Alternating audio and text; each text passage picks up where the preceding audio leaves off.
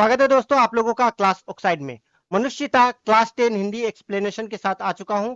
यह आपको स्पर्श भाग 2 में दिया गया है और इसके जो रचनाकार है वह है मैथिली शरण गुप्त। इस रचना के माध्यम से मैथिली शरण गुप्त एक मनुष्य के अंदर जो मनुष्यता होनी चाहिए, जो उदारता की भावना होनी चाहिए, जो एक दूसरे व्यक्ति के लिए, जो समाज के लिए जो परोपकार की भावना होनी चाहिए, उसे दिखाने का प्रयास किया है और यूं कहिए यहाँ वर्णन किया गया है। यानी कि मैथिली शरण क्या गुप्त क्या कर रहे हैं, तो एक व्यक्ति के अंदर जो भी उदारता की भावना होनी चाहिए उसे बताने का प्रयास किया है, उसे प्रेरणा देने की प्रयास किया है। यानी कि कोई भी आप साहित्य पढ़ोगे तो वो हमें क्या करते हैं, कुछ ना कुछ प्रेरणा देने की कोशिश करते हैं, तो उसे ही यहाँ बताने का प्रयास किए हैं। तो चलिए पढ़ते हैं पहला पंक्ति। पहली पंक्ति है, विचार लो कि मृत्यु हो न मृत्यु से डरो कभी, मरो परंतु यो मरो की याद जो करे सभी।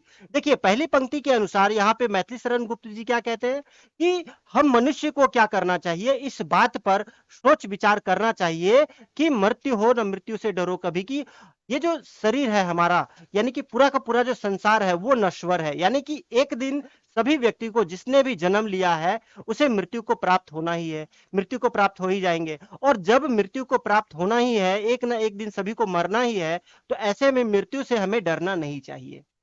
मरो परंतु यो मरो की याद जो करे सभी। अगली पंक्ति में कहते हैं, मरो परंतु यो मरो की याद जो करे सभी, अर्थात हमें ऐसा मृत्यु को प्राप्त होना चाहिए, यानी कि जब एक दिन मरना ही है तो क्यों ना हमारी मृत्यु जो है वो समाज के लिए हितकारी हो। यानी कि जब भी हम मरे तो लोग हमें क्या करे, हमें याद करता रहे। यानी कि आप बहुत सारे ऐसे उदाहरण देखोगे कि कुछ लोग जब मरते हैं तो उसके मृत्यु के पीछे, उसके अस्थि के पीछे देखोगे, अर्थी के पीछे जो बहुत हुजूम लग जाता है, यानी कि बहुत बड़ी जुलूस निकल जाती है। क्यों? लोग उन्हें बहुत चाहते हैं। तो यानी कि हमारी मृत्यु भी जो होना चाहिए वो समाज के लिए हितकारी होना चाहिए, ऐसी भावना होनी चाहिए कि लंबे समय तक लोग जो है हमें समाज में याद करता रहे। फिर कहते हैं, हुई ना सुमृत्यु तो बिरथा मरे बिरथा जिए। अगर हमारा मृत्यु जो है वो सुमृत्यु नहीं है, यानी कि समाज के लिए कोई हितकारी नहीं है, यानी कि हम समाज में अगर कुछ अच्छे काम नहीं किए हैं तो हमारा जीना और मरना जो है वो व्यर्थ चला जाएगा। मरा नहीं वही कि जो जिया ना आपके लिए। और वही व्यक्ति जो है, अगर सच्चा व्यक्ति है, जिसकी मृत्यु जो है समाज के लिए हितकारी है, यानी कि जिन्होंने लोगों की भलाई का काम किया है, उसी का जो मृत्यु हुआ है तो वो सुमृत्यु कहलाएगा। फिर कहते हैं, वही पशु प्रवृत्ति है कि आप ही चढ़े, वही मनुष्य है कि जो मनुष्य के लिए मरे। यहाँ पे कवि क्या करते हैं, उदाहरण देते हुए कहते हैं कि पशु जो है वो क्या करते हैं, तो वो सिर्फ अपने लिए जीते हैं। यानी कि अगर वो चारा खा रहे होते हैं तो वो चाहेगा कि वो सभी खुद ही खाए, किसी और जानवर को वो खाने आने नहीं देंगे। ऐसे में मनुष्य वो जो है, मनुष्य के जो जानवर के प्रवृत्ति का है वो मनुष्य भी, जो सिर्फ अपने लिए जीता हो, यानी कि जिसके मन में परहित की भावना ना हो, दूसरे के लिए कोई भावना हो, परोपकार की भावना ना हो, यानी कि हमारा जीवन जो है वो दूसरे के लिए भी काम आए। अगर ऐसा हमारे अंदर गुण नहीं है तो हमारा जीवन जो है वो सार्थक नहीं है, यानी कि सही दिशा में हमारा जीवन नहीं जा रहा है, व्यर्थ है हमारा जीवन। ये यहाँ पे कवि बताने का प्रयास करते हैं। अगली पंक्ति देखेंगे। अगला पंक्ति में कहते हैं, उसी उदार की कथा सरस्वती बखानती, उसी उदार से धरा कृतार्थ भाव मानती। देखिए यहाँ पे कवि क्या कह रहे हैं, उसी उदार की कथा सरस्वती बखानती। उदार की भावना मतलब क्या होता है, किसी के अंदर उदार की भावना होना, यानी कि जो दूसरे के लिए भी सोचे, अपने हित के लिए सिर्फ ना सोचे, दूसरे के लिए हित के लिए अगर आप सोचोगे तो आपका जो नाम होगा। और अगर बहुत सारे ऐसे इतिहास में देखोगे कि उदाहरण प्रस्तुत है, जिसमें देखोगे कि ग्रंथों में उनका नाम है, बहुत सारे महापुरुषों का नाम आज हम लोग पढ़ते हैं, या ग्रंथों में या इतिहास में बहुत सारे ऐसे व्यक्ति हैं जिनको आज हम लोग क्या करते हैं, तो पढ़ते हैं, उनका वर्णन दिया गया है। तो इसीलिए कहा गया है कि उसी उदार की कथा सरस्वती बखानती, यानी कि जिन्होंने भी उदारता दिखाई है, जिन्होंने भी अपना जीवन जो है दूसरों परोपकार के लिए लगाया है, उसका आज जो बखान जो है, वर्णन जो है, हम इतिहासों में पढ़ते हैं। फिर कहते हैं, उसी उदार से धरा कृतार्थ भाव मानती। और हम भी क्या करते हैं, पूरा पृथ्वी जो है वो उसी उदार से ही क्या कर रहा है, उन लोगों का नाम जो है आज भी जान रहा है, आज भी हम लोग उसको पढ़ते हैं। बहुत सारे ऐसे उदाहरण हैं, बहुत सारे ऐसे महापुरुष हैं, बहुत सारे आप इतिहास में देख लोगे। फिर कहते हैं उसी उदार की सदा सजीव कीर्ति कूंजती, सदा उसी उदार का समस्त सृष्टि कूंजती। अगर आपके अंदर उदारता की भावना है तो आपका नाम जो है सदियों तक गूंजता रहेगा, सदियों तक लोग आपका नाम याद करता रहेगा। और उसी उदार को समस्त सृष्टि पूजती है, और आपकी उदारता की जो भावना है लोग पूजेंगे। यानी कि आज देखोगे बहुत सारे ऐसे महापुरुष हैं जिनको हम लोग क्या करते हैं, याद करते हैं।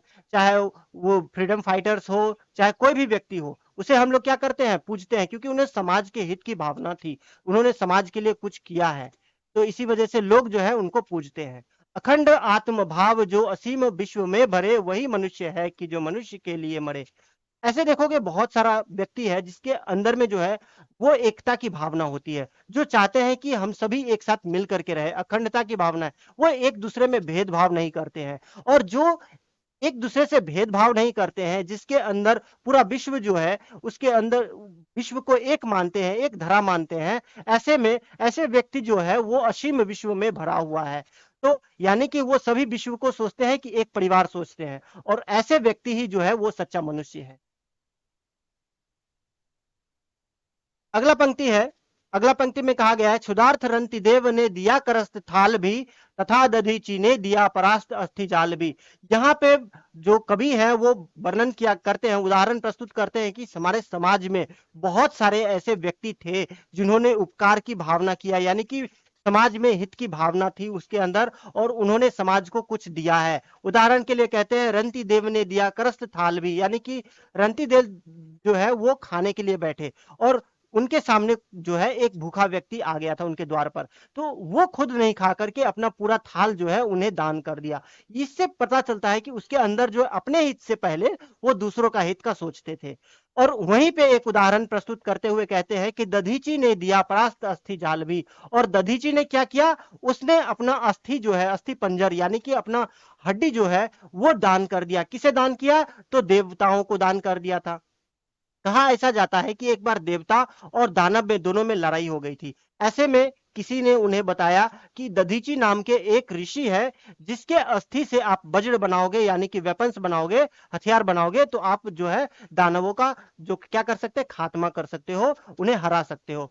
तो जब जाकर के देवताओं ने दधीची से कहा था कि हमें ऐसी सी बात है कि हमें चाहिए, वेपन बनाने के लिए आपका अस्थि चाहिए, तो यहाँ खुशी खुशी दधीची ने क्या किया, तो अपना अस्थि को दान कर दिया। और उसी अस्थि से जब देखोगे कि वेपन बना करके देवताओं ने दानवों को संहार किया था। तो आप देखोगे एक अस्थि जो है, एक अस्थि से बना हुआ जो आप वेपन देखोगे इंद्र के पास, वो दधीची द्वारा ही बनाया गया है। फिर उसी नर क्षितिश ने स्वमास दान भी किया, सहर्ष वीर कर्ण ने शरीर चर्म भी दिया। यहाँ पे उसी नर क्षितिश ने स्वमास दान भी किया। यहाँ पे उसी नर एक राजा थे, उसने क्या किया, अपना खुद का मांस जो है वो दान कर दिया। किसके लिए, तो एक पक्षी के लिए, यानी कि एक हंटर जो शिकारी देखोगे वो पक्षी को पकड़ लिया था। ऐसे में वो क्या करते हैं, उस पक्षी को बचाने के लिए अपना खुद का मांस जो है वो दान कर दिया था। सहर्ष वीर कर्ण ने शरीर चर्म भी दिया। और फिर कहते हैं कि जो कर्ण है, उसने कर्ण ने क्या किया, अपना शरीर में जो पहना हुआ जो कुंडल है, कवच है, उसको भी उसने क्या किया था, दान कर दिया। जबकि वो जो है उसके शरीर से लगा हुआ था, और उसे शरीर से निकालने में बहुत परेशानी हो रही थी। अपना चर्म जो है, जो स्किन है, उसे काट करके निकालना पड़ा था, फिर भी जाकर के उन्होंने क्या किया, तो दान कर दिया था। फिर कहते हैं अनित्य देह के लिए अनादि जीव क्या डरे, वही मनुष्य है कि जो मनुष्य के लिए मरे। और यहाँ पे मैथिली शरण गुप्त जी कहते हैं कि अनित्य देह के लिए अनादि जीव क्या डरे, यानी कि ये जो शरीर है वो नश्वर है, और एक न एक दिन इस शरीर का क्या होना है, तो अंत होना है। और जब अंत होना है तो अनादि जीव यानी कि आत्मा जो है वो क्या है, वो तो अमर है। अनादि जीव किसे कहा गया, आत्मा को। आत्मा तो अमर है, तो आत्मा क्यों डरे, यानी कि इस शरीर के लिए क्यों डरे। वही मनुष्य है कि जो मनुष्य के लिए मरे, और वही मनुष्य जो है वो सच्चा मनुष्य है, जो दूसरे की भलाई का काम करते हैं। यहाँ तो बहुत सारे उदाहरण प्रस्तुत करके यहाँ पे दिखाने का प्रयास किया है कि लोगों में बहुत सारे ऐसे मनुष्य थे जिसके अंदर जो है परोपकार की भावना थी। अगली पंक्ति है, सहानुभूति चाहिए, महाविभूति है यही। यानी कि एक मनुष्य में सहानुभूति होनी चाहिए, दूसरों के लिए सिंपैथी होनी चाहिए, महाविभूति है यही। और जिसके अंदर सहानुभूति की भावना है और उसके लिए वही चीज देखोगे महाविभूति है, वो यानी कि उसका वो धन है, वो ऐसा धन है जो कभी खत्म नहीं हो सकता है। परोपकार की भावना जो है जिसके अंदर है वो उनके लिए महाविभूति है, यानी कि किसी धन से कम नहीं है। वशीकृता सदैव है सदा बनी हुई स्वयं मही। और इस चीज की जो भावना है, सहानुभूति जिसके अंदर है, उसी पर लोग जो है वशीकृत हो जाते हैं। यानी कि बहुत सारे ऐसे व्यक्ति देखोगे जिसके अंदर जो है सहानुभूति की भावना है, और उस सहानुभूति के वजह से बहुत लोग जो है उसके क्या है, तो उसे कृतार्थ है, उसके वश में है। यानी कि लोग उन्हें याद करते हैं, उनके लिए यूं कहिए कि उनको दिल में बसा करके रखते हैं। पूरा पृथ्वी पर बहुत सारे ऐसे व्यक्ति हैं जो उनका कुछ ना कुछ आइडल होते हैं, बहुत सारे ऐसे आइडल्स होते हैं जिसको वो अपने दिल में बसा करके रखते हैं। तो उसी की बात यहाँ पे की गई है। फिर कहते हैं, उदाहरण देते हुए, विरुद्धवाद बुद्ध का दया प्रवाह में बहा। अब देखिए, जब बुद्ध जो है वो अपना ज्ञान देने लगे थे, महात्मा बुद्ध, तो उस समय तत्कालीन समाज जो है वो बहुत सारे लोग जो है उनके विरोध हो गए थे, उनके खिलाफ खड़े हो गए थे कि वे जो क्या कर रहे हैं, समाज के विरुद्ध कुछ काम कर रहे हैं। उन्हें ऐसा लग रहा था, या उन्हें लग रहा था, तत्कालीन समाज को ऐसा लग रहा था कि वो जो उपदेश दे रहे हैं वो उनके धर्म संस्कृति के खिलाफ है। तो बहुत सारे ऐसे मनुष्य थे जिन्होंने उनका विरोध किया था। लेकिन बाद में जब देखा, जब बुद्ध जो है वो अपना ज्ञान देते रहे और जैसे जैसे लोगों को समझ आता गया, वैसे वैसे लोग जो है वो क्या करते गए, तो उनके कृतार्थ होने लगे, उनके आगे नतमस्तक होते गए। और आज देखोगे जो महात्मा बुद्ध द्वारा फैलाया गया जो धर्म है, वो बहुत लोग जो है उनको फॉलो करते हैं। फिर अगली पंक्ति में कहा गया है, आहा वही उदार है परोपकार जो करे, वही मनुष्य है कि जो मनुष्य के लिए मरे। और कहते हैं वही उदार है परोपकार जो करे, यानी कि जो जिसके अंदर परोपकार की भावना है, समाज के हित की भावना है, वही उदार है, वही जो है वो सच्चा मनुष्य है। अगला पंक्ति में कहते हैं, कहो रहो न भूल के कभी मदांध तुच्छ वित्त में, सनाथ जान आपको करो न गर्व चित्त में। यहाँ पे जो कवि हैं वो क्या कर रहे हैं, एक मनुष्य को जो अहंकार की भावना है, एक मनुष्य के अंदर अहंकार की भावना है, उसे बताने का प्रयास किया गया है। कहते हैं रहो न भूल के कभी मदांध तुच्छ वित्त में। यानी कि कभी कभी मनुष्य को क्या हो जाता है, तो भ्रम हो जाता है कि उससे बड़ा कोई नहीं है, या उससे महान या उससे रिच जो है वो कोई नहीं है, ये भ्रम हो जाता है। सनाथ जान आपको करो न गर्व चित में। और वो क्या करने लगते हैं, वो खुद को सनाथ जान करके गर्व करने लगते हैं, प्राउड फील करने लगते हैं। यानी कि वो सोचते हैं कि हमारे पास बहुत है, हमारे पास बहुत है, हमारे पास बहुत सारा धन संपत्ति है, या हमारे जो बहुत जान पहचान ऐसे है जो हम सब कुछ कर सकते हैं। तो ये मनुष्य जो है, कुछ कुछ मनुष्य के अंदर जो है ऐसी भावना आ जाती है, गर्व होने लगता है उनको, यानी कि बहुत घमंड हो जाता है। तो ऐसे में वो कहते हैं, अनाथ कौन है यहाँ, ऐसे व्यक्ति को कहते हैं कि अनाथ कौन है यहाँ, त्रिलोकनाथ साथ है। यानी कि वैसे मनुष्य को यहाँ मैथिली शरण गुप्त कहते हैं कि तुम तो इस व्यथा चित्त में पड़े हुए हो, मदांध में पड़े हुए हो, यानी कि अंधे हो गए हो इस चीज में। तो छोटे से आप धन संपत्ति में पढ़ करके वो अंधे हो गए हो कि तुम्हारे पास बहुत कुछ है। लेकिन यहाँ पे अनाथ कोई नहीं है, अनाथ कोई नहीं है। जिस उनके पास कौन है, तो त्रिलोकनाथ है। यानी कि जिसके पास इस संसार में कोई नहीं है, उनका इस पूरा संसार है, उनके पास क्या है, तो ईश्वर है। यानी कि तुमसे भी बहुत ज्यादा है, जिसके पास बहुत सारा पैसा है लेकिन उसके पास कोई नहीं है, उनके पास ईश्वर नहीं है। लेकिन जो अनाथ है उनके पास कौन है, तो उनके पास ईश्वर है, त्रिलोकनाथ खुद साथ में है। दयालु दीन बंधु के बड़े विशाल हाथ है। और ऐसे ईश्वर के, दयालु ईश्वर के बहुत विशाल हाथ है। यानी कि वो सभी अनाथ व्यक्तियों को, जिन्हें क्या करते हैं, समाज द्वारा बहिष्कृत है, उनके देखभाल करने के लिए कौन है, तो ईश्वर है। फिर कहते हैं, अतीव भाग्यहीन है अधीर भाव जो करे। यानी कि जिसके अंदर अति भाग्यहीन है, अतीव की भावना है, यानी कि जो सिर्फ अपने बारे में सोचते हैं और दूसरे के बारे में नहीं सोचते हैं, तो वो जो है अभागा है, यानी कि भाग्यहीन है, उसके भाग्य नहीं है। और वही मनुष्य है कि जो मनुष्य के लिए मरे। और सही अर्थों में मनुष्य तो वह है जिसके अंदर मनुष्यता हो, जिसके अंदर लोकहित की भावना हो। अगली पंक्ति में कहा गया है, अनंत अंतरिक्ष में अनंत देव है खड़े। अब यहाँ पे लोगों को क्या कहा गया है, तो जो लोग अच्छे काम करते हैं उसके लिए कहा गया है कि अनंत अंतरिक्ष में अनंत देव है खड़े। यानी कि अंतरिक्ष में बहुत सारे जो देवी देवता है वो खड़े हैं, समक्ष ही स्वबाहु जो बढ़ा रहे बड़े बड़े, अपने चारों हाथ फैला करके, दोनों हाथ फैला करके जो है वो खड़े हैं। परस्परावलंब से उठो तथा बढ़ो सभी, यानी कि क्या करना चाहिए, हमें उठ करके एक साथ बढ़ना चाहिए, यानी कि कोई पीछे छूट ना जाए, सभी को साथ ले करके हमें आगे बढ़ते रहना चाहिए। अभी अमृत अंक में अपंग हो चढ़ो सभी, रहो न यो कि एक से न काम और का मरे। वही मनुष्य है कि जो मनुष्य के लिए मरे। यहाँ पे कहने का अर्थ यह है कि जो ईश्वर जो है हमारे कार्यों की क्या करते हैं, सराहना करते हैं। यानी कि हम जो भी अच्छे कार्य करते हैं उसका सराहना किया जाता है। यानी कि ईश्वर जो है हमें दोनों हाथ फैला करके हमारा स्वागत करते हैं अगर हम स्वभावलंबी वाला काम करते हैं, यानी कि परोपकार की भावना का रखते हैं और परोपकार की काम करते हैं, तो दूसरों के लिए काम करते हैं, तो ईश्वर भी जो हमारा स्वागत करते हैं।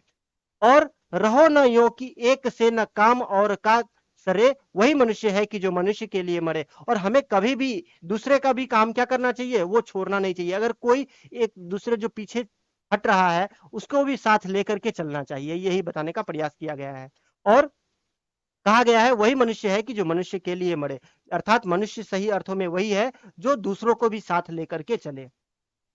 अगली पंक्ति है, मनुष्य मात्र बंधु है यही बड़ा विवेक है। कहने का अर्थ यह है कि मनुष्य जो है वो मात्र बंधु है, यानी कि हम सब क्या है, तो एक ही ईश्वर की एक संतान है, यानी कि सभी एक बंधु के समान है। सभी इस धरा पर जितने भी व्यक्ति हैं सब एक ही जो ईश्वर के बनाए हुए हैं, ये कहा गया है। पुराण पुरुष स्वयं भू पिता प्रसिद्ध और एक है, यानी कि सभी के जो क्रिएटर है वो कौन है, तो एक ही ईश्वर है। फलानुसार कर्म के अवश्य बाह्य भेद है। कहा गया है कि अलग अलग फल के अनुसार सबके अलग अलग जो है वो कर्म जरूर है, लेकिन अंत में जो है सभी एक ही ईश्वर की संतान है। परंतु अंतरेक में प्राणभूत वेद है, और उनके अंतर मन में, यानी कि जो हमारा यूं कहिए, सॉरी, जो आत्मा है वो एक ही है। अनर्थ है कि बंधु ही न बंधु की व्यथा हरे। और ऐसे में बहुत ही अनर्थ की बात है कि हम सब एक होते हुए भी, बंधुत्व की भावना होते हुए भी सभी क्या कर रहे हैं, अलग अलग काम करते हैं, अलग अलग भेदभाव करते हैं। यानी ईश्वर ने हमें बनाने में भेदभाव नहीं किया, लेकिन फिर भी जाकर के हम क्या करते हैं, तो एक दूसरे से भेदभाव की भावना रखते हैं। ऐसे में ये अनर्थ की बात है। और वही मनुष्य है कि जो मनुष्य के लिए मरे। और मनुष्य तो वही है जो अपने साथ में जो है बंधुत्व की भावना रखे, सभी के लिए एक ही भावना जो रखे, यानी कि पूरा संसार को एक समझे। अगली पंक्ति है, चलो अभीष्ट मार्ग में सहर्ष खेलते हुए, विपत्ति विघ्न जो परे उन्हें ढकेलते हुए। यहाँ पे कहा गया है कि मैथिली शरण गुप्त कहते हैं कि हमारे रास्ते में आगे बढ़ते हुए, सफलता की रास्ता में बहुत सारी ऐसे बाधाएं आ जाती है, और ऐसे बाधाओं को क्या करना चाहिए, चलो अभीष्ट मार्ग में सहर्ष खेलते हुए, यानी कि उस चीजों को सहते हुए आराम से चलते चलना है। और बाधाएं जो भी आए रास्ते में उन्हें ढकेलते हुए हमें क्या करना है, तो आगे बढ़ते जाना है। कहते हैं घटे न हेल मेल, हाँ बढ़े न भिन्नता कभी। यानी कि हमें कभी भी एक दूसरे के साथ भिन्नता की भावना नहीं लाना चाहिए, हमारा हेल मेल वो नहीं घटना चाहिए। अतर्क एक पंथ के सतर्क पंथ हो सभी, यानी कि हो सकते हैं लोगों के अलग अलग पंथ हो, अलग अलग रास्ते हो, लेकिन सबके मन में सबके भावनाएं जो है वो सिर्फ एक ही होना चाहिए, परहित की भावना, समाज हित की भावना होनी चाहिए। कहते हैं तभी समर्थ्य भाव है कि तारता हुआ तरे, वही मनुष्य है कि जो मनुष्य के लिए मरे। और कहते हैं कि सभी तभी समर्थ भाव है, यानी कि हमारा भाव जो है तभी समर्थ होगा कि हम दूसरों को भी क्या करें, साथ लेते हुए चले। यानी कोई गिर गया है चलते हुए, तो उन्हें भी उठाते हुए हमें क्या करना है, तो चलना है। यानी कि रास्ते में चलते हुए हमारे, अगर सक्सेस के रास्ते में अगर चल रहे हैं तो देखेंगे कोई होप खो रहा है तो उन्हें क्या करना है, तो उन्हें सांत्वना देना है, उन्हें भी साथ लेकर के चलना है। और सही अर्थों में मनुष्यता यही है। अगर मानोगे, अगर जिसके अंदर ये मनुष्यता की भावना नहीं है, वो क्या करेंगे, वो अपने रास्ते पे चल तो रहे हैं, दूसरे को भी गिराते हुए चलेंगे, तो ये मनुष्यता नहीं है। बल्कि हमें क्या करना चाहिए, अगर हम आगे बढ़ रहे हैं रास्ते में, सक्सेसफुल हो रहे हैं, सक्सेस के रास्ते में आगे बढ़ रहे हैं, तो दूसरों को भी साथ लेके चलना चाहिए। ऐसा ना हो कि हम सक्सेस तो हो जाए लेकिन जब पीछे मुड़ करके देखें तो पीछे जो है हमारा सक्सेस सेलिब्रेट करने के लिए कोई ना हो। तो ऐसा नहीं होना चाहिए, यानी कि हम सभी को एक साथ लेकर के चलेंगे तो वो एक मनुष्यता भी होगी, और हमारा जो सक्सेस है वो सेलिब्रेट करने के लिए भी हमारे अपने वहां मौजूद होंगे।